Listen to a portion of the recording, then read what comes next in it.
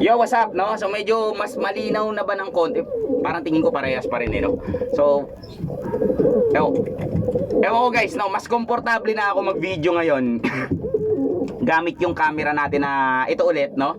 So ito yung ginagamit ko nung nakaraan. Nasira kasi ito, lumubo yung ano nete, battery. So nag-order tayo ng battery, medyo natagalan tayong ayusin tong cellphone na to, no? So actually cellphone to ng ex ko. Nasira ako to, tapos binigay niya sa papa niya. Tapos yung papa niya binila namin dati ng cellphone. Tapos etong cellphone na to binigay sa akin, no? Tapos pinalitan ko ng screen, pinalitan ng battery. Tapos nabasag ko yung screen. Tapos pinalitan ko yung screen. Tapos nasira yung battery.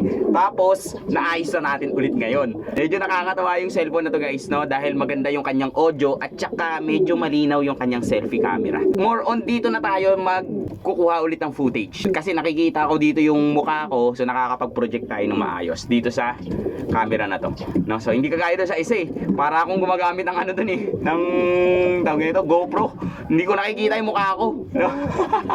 So yun lang guys. Kita-kits tayo. Marami pa tayong video ang i-shoot gamit ang camera na to. Alright.